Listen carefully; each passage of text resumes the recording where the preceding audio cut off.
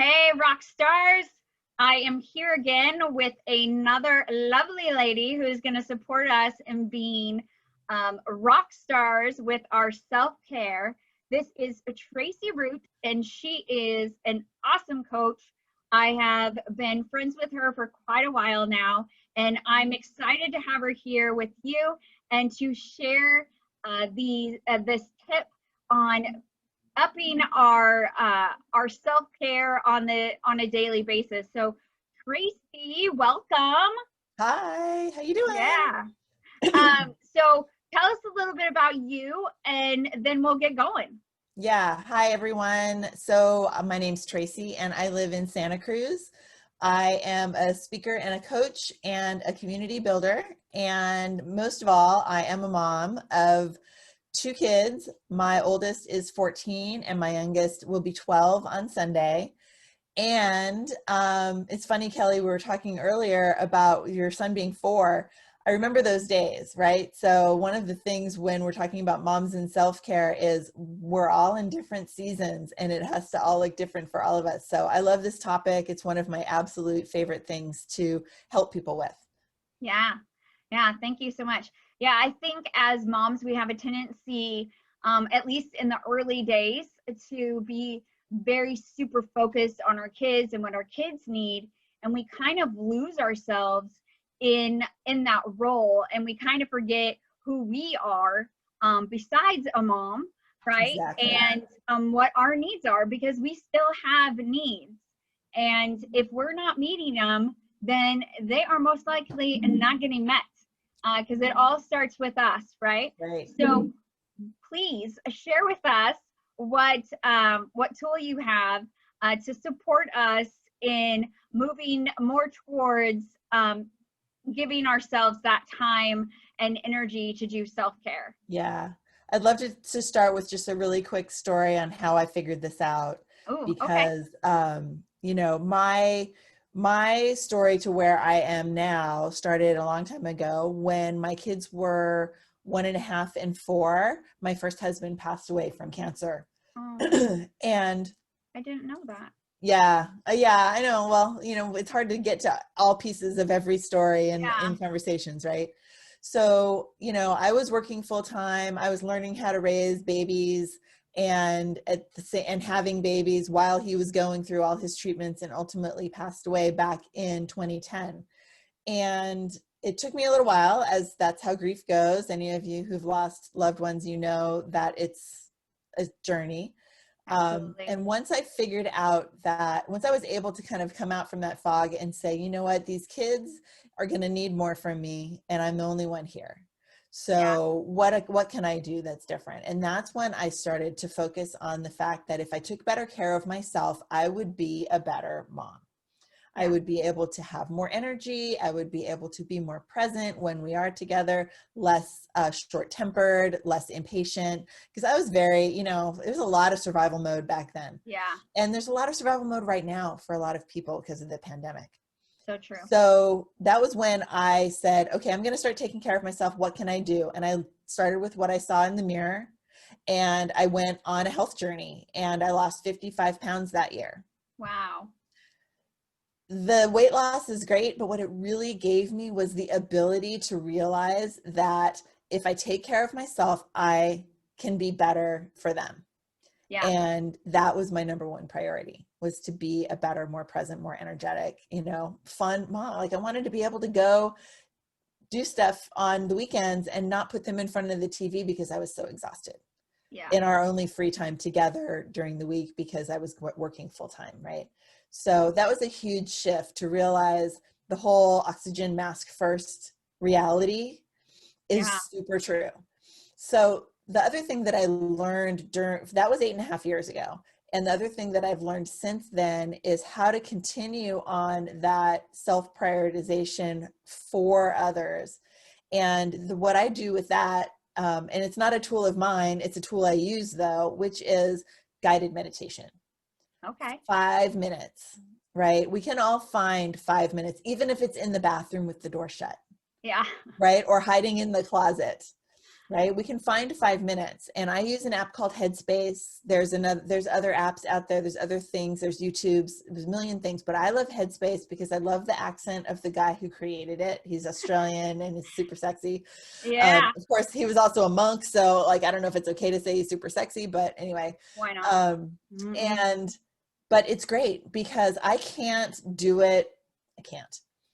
I am not very successful at trying to meditate on my own with the squirrel brain that I have as a mom, always paying attention to what's going on, right? Right. And always thinking about what's next and what am I planning for and what do I got to do.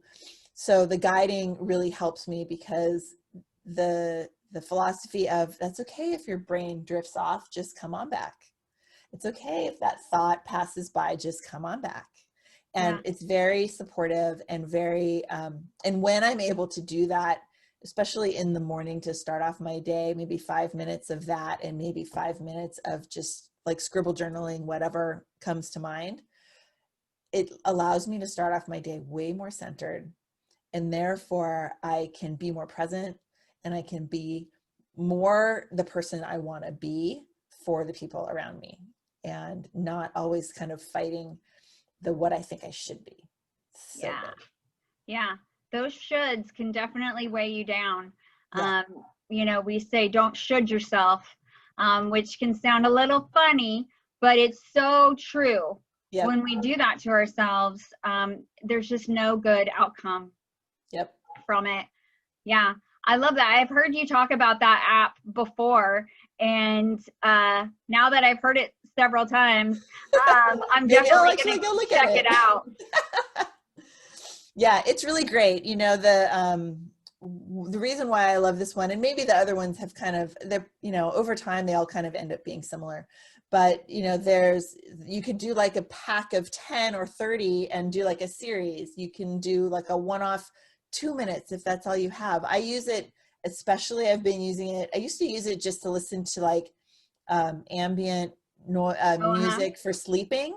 And recently I went back to using what they call like a wind down for sleep. And he actually talks you through, like, take that deep breath, feel the weight of your body in the bed, like feel your feet relax, feel your legs, or like walks you through kind of a full body relaxation.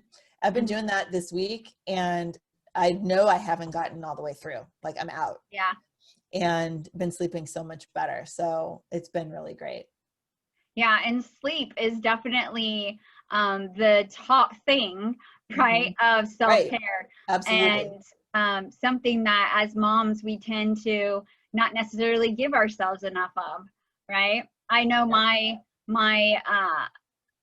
usual, or my, you know, that baseline of sleep is around 6 hours, and that's not what is recommended, right? And so any kind of way that I can support myself in sleeping more is definitely a benefit to myself and my family, right? That's one of the things, that's like the number one thing that I teach too, when I'm talking about people, kind of my self-leadership course or workshop that I do, is sleep being so important. There's a book by Arianna Huffington, which was kind of her first big foray into the wellness space as she shifted from media. And it's really great. It really talks about the fact that, you know, sleep is the thing that we don't necessarily recognize if we're depriving ourselves, but sleep is actually, or lack of sleep is actually a torture device. Like, you know, sleep deprivation, torture. Yeah. So to allow and when you have young kids, I have a client, a health coaching client, who's got a 1-year-old and a 1.5-year-old and an infant. Oh, She's goodness. not getting a lot of sleep, but there's there's only so much she can do about that. But as the kids get older and we're able to recognize that we need to put boundaries around that for ourselves, it's so, I mean, my MO is to have the kids go to bed. And even now that they're even tweens and teens, for my younger anyway, get her to bed. And then I can start thinking about winding down for myself. My son being 14, like I go to bed before him every night. Yeah. Because he's 14. But, you know, the prioritization of self is the whole point. right? Yeah. That if we can recognize what we need and take a little step in improving that, not only using the app, but last night I had a cup of tea and I've been meaning to put that into my night routine. Back into my night routine for months and I hadn't. And last night I was like, oh, I'm going to have a cup of tea. And I made it and I tucked my daughter in and then I went back and I picked it up and I was just like, oh, this is nice. Yeah. It's been a while. And I slept Yeah. great last night. So, you know, I think that even that, you know, there's things that it does even physically to you in addition to kind of the mental wind down piece that, that can just be really supportive of better wellness. Yeah, absolutely. Absolutely. Well, thank you so much, Tracie, for being here with us and My sharing pleasure. with us all of these helpful tips. And Tracie is also in our group. So any comments that you put underneath this video, she can comment as well. And as we all support each other, being rock stars with our self-care. So thank you so much. And we will see you next time. Bye. Bye.